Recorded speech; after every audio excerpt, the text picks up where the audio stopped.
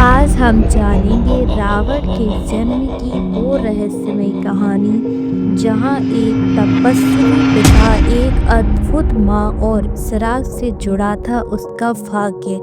यह कहानी आपको रावण को एक नए नजरिए से देखने पर मजबूर कर देगी। पूरा सच जानने के लिए वीडियो को अंत तक जरूर देखें।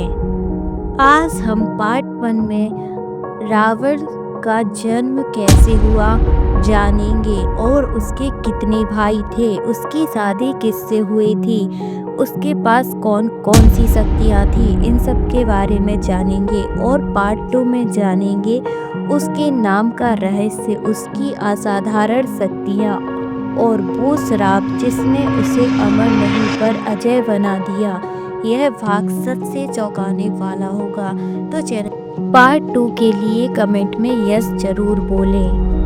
विश्वरावा एक ब्राह्मण थे जो ज्ञान और देवताओं से प्रेम करते थे, लेकिन उनकी पत्नी कैकसी एक राक्षसी थी जो रूप बदलने वाली प्राणी थी और सोने और खून से प्रेम करती थी।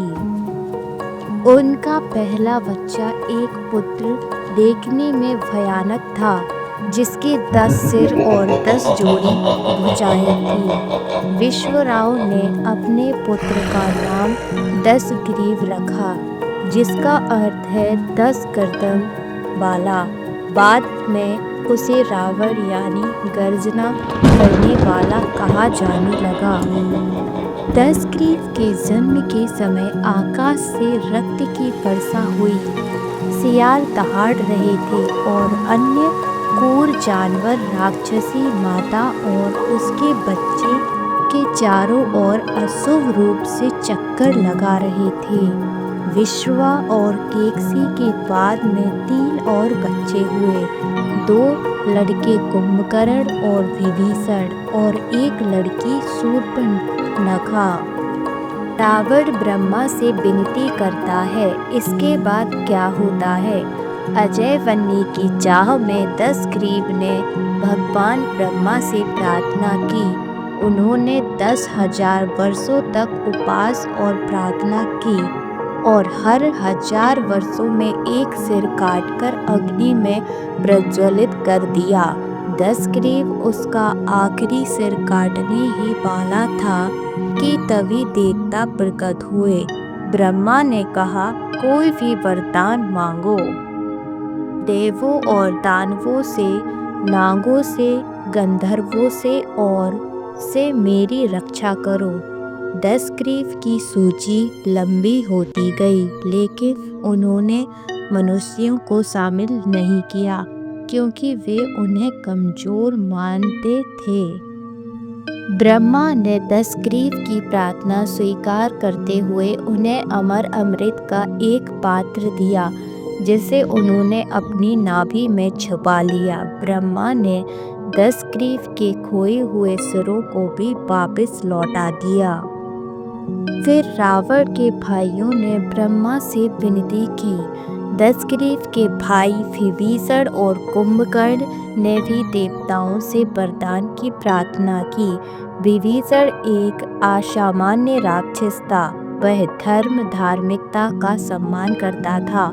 इस प्रकार विभीषण ने प्रार्थना की कि वह हमेशा धर्म का पालन करे और ब्रह्मा ने उसकी प्रार्थना स्वीकार कर ली।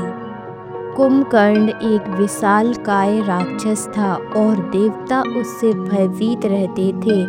उनके अनुरोध पर ज्ञान की देवी सरस्वती ने कुंभकर्ण की वरदान मांगते समय उसकी भाषा को भ्रमित कर दिया। देवताओं की मृत्यु ने देव तत्व के बजाय कुंभकर्ण ने निद्रव तत्व नींद का वरदान किया।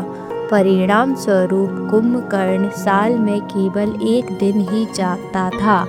यदि कोई भी वर्ष समाप्त होने से पहले उसकी नींद में खलल डालने का साहस करता तो कुंभकर्ण की उसी दिन मृत्यु हो जाती थी। फिर रावण का शिव से सामना। 10 ग्रीव कैलाश पर्वत के पास रथ यात्रा कर रहे थे। तभी एक अदृश्य शक्ति ने उनके रथ को रोक दिया। उसके सामने शिव का बैल नंदी प्रकट हुआ। नंदी चिल्लाया, दशग्रीव वापस लौट जाओ, यह शिव का घर है, मुझे कोई नहीं रोक सकता। दशग्रीव ने उत्तर दिया। अपनी शक्ति का प्रदर्शन करते हुए दशग्रीव ने अपनी 20 विशाल भुजाएं फैलाई और पर्वत को उठा लिया। यह देखकर शिव हंस पड़े और फिर उन्होंने अपने पैर के अंगूठे से पर्वत को दबाया, जिससे दशग्रीव उसके नीचे दब गया। दशग्रीव चीख उठा और उसकी जोरदार दहाड़ से शिव प्रभावित हो गए। वाह, कितनी मधुर आवाज है। शिव ने घोषणा की, मैं तुम्हें पर्वत से मुक्त कर दूंगा और अब से तुम रावण कहलाओगे, यानी गर्जना करने वाला। रावण शिव के लिए गीत गाता है। रावण शिव का परम भक्त बन गया। भगवान को सम्मान देने के लिए उसने एक वाद्य यंत्र वीणा बनाने का निश्चय किया। रावण ने अपना एक सिर और एक भुजा काटकर वीणा बनाई और वीणा के तार बनाने के लिए अपनी ही आंतों का इस्तेमाल किया। इसके बाद रावण ने अपने शरीर से बनी वीणा बजाते हुए शिव के लिए गीत गाया। प्रसन्न होकर शिव रावण के सामने प्रकट हुए। शिव ने चंद्रमा के समान अर्धचंद्राकार तलवार लहराते हुए कहा, देखो, यह अविनाशी चंद्र तलवार चंद्रहास, मैं इसे तुम्हें प्रदान करता हूँ। रावण ने श्रद्धा पूर्वक सिर झुकाकर शिव से तलवार स्वीकार की। फिर शिव ने रावण को पुरस्कार दिया। शिव ने रावण को एक और इनाम देने की पेशकश की। शिव ने कहा, बताओ तुम्हें क्या चाहिए, मैं उसे चाहता हूँ। रावण ने शिव के बगल में खड़ी सुंदर स्त्री की ओर इशारा करते हुए कहा। वह देवी पार्वती शिव की पत्नी थी, लेकिन रावण को यह बात पता नहीं थी। वह केवल इतना जानता था कि वह सुंदर थी और वह उन्हें पाना चाहता था। शिव को उसकी इच्छा पूरी करनी पड़ी, लेकिन पार्वती ने एक उपाय खोज निकाला। उन्होंने एक मेढक पकड़ा और ब्रह्मा से मिलने गईं। उन्होंने कहा, इस मेढक मंडूक को मेरा प्रतिस्वरूप बना दीजिए। ब्रह्मा ने ऐसा ही किया और वही स्त्री रावण लंका ले गया। यह रावण की प्रमुख पत्नी मंदोदरी थी। रावण और मंदोदरी के पहले पुत्र की दहाड़ गरजने की शक्ति के कारण उन्होंने उसका नाम मेघनाद रखा, जिसका अर्थ है बादल की दहाड़। मेघनाद एक योद्धा बन गया और अपने पिता के देवताओं के विरुद्ध युद्ध में उसने अंधकार के जादू का प्रयोग करके स्वयं को अदृश्य कर लिया। इसी प्रकार उसने देवों के राजा इंद्र पर घात लगाकर हमला किया और उन्हें बंदी बना लिया। इंद्र को मुक्त करो और मैं तुम्हें वरदान दूंगा। ब्रह्मा ने मेघनाद से कहा, मुझे अमर बना दो। मेघनाद ने उत्तर दिया, मैं ऐसा नहीं कर सकता। ब्रह्मा ने उत्तर दिया, तो मुझे अजय हथियार दो, मैं युद्ध में स्वयं अमरता प्राप्त करूंगा। ब्रह्मा सहमत हो गए और मेघनाद ने इंद्र को मुक्त कर दिया। तब ब्रह्मा ने मेघनाद को नया नाम दिया, इंद्रजीत, यानी इंद्र को जीतने वाला। रावण की पत्नी मंदोदरी शाकाहारी थी, जबकि उसकी बहन शूर्पणखा मांसाहारी थी। एक दिन शूर्पणखा ने मंदोदरी को रात में खाने में मांस परोसने का आदेश दिया, लेकिन मंदोदरी ने इनकार कर दिया। शूर्पणखा मंदोदरी और रावण दोनों पर क्रोधित थी। उसने अपने पति विद्युत जीव से चिल्लाकर कहा, रावण को निगल जाओ। उसे अभी निकल जाओ। विद्युत जीव ने आज्ञा का पालन किया। उसने अपनी जीभ बाहर निकाली, उसे अपने बहनोई के चारों ओर लपेटा और उसे निकल गया। शूर्पणखा, मेरी मदद करो, रावण ने विद्युत जीव से गर्व से चिल्लाकर कहा। तुम्हारा पुत्र मेरा उत्तराधिकारी होगा। मैं तुम्हारे लिए एक नया पति ढूंढूंगा। शूर्पणखा ने रावण को बचाने के लिए अपने पति विद्युत जीव का वध कर दिया। विद्युत जीव की मृत्यु हो गई और शूर्पणखा ने उनकी मृत्यु के लिए रावण को सदा दोषी ठहराया। रावण के पिता विश्वरावा एक ब्राह्मण थे। उनके पिता पुलस्त्य थे और जो ब्रह्मा के मन से उत्पन्न पुत्र थे। विश्वराव की एक और पत्नी थी और उनसे उन्हें एक और पुत्र हुआ, वैश्रवण।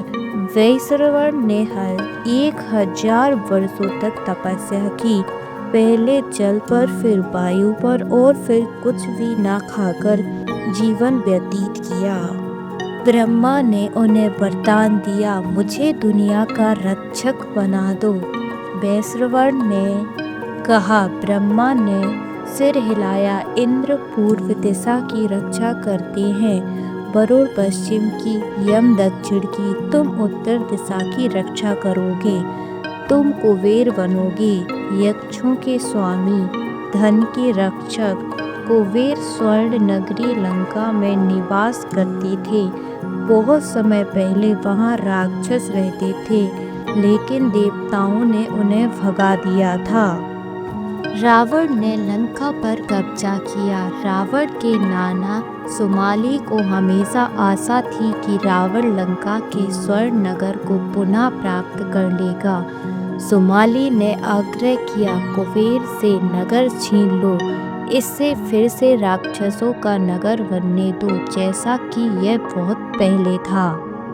रावण के सेनापति प्रहस्त ने सहमति जताते हुए कहा, देवताओं ने लंका से राक्षसों को भगाकर गलती की थी और लंका को वापस लेना हमारा सही कदम है। रावण ने प्रहस्त को अपना दूत बनाकर लंका भेजा। प्रहस्त ने कुबेर से कहा, हमें यह नगर वापस दे दो, अन्यथा हम तुमसे युद्ध करेंगे।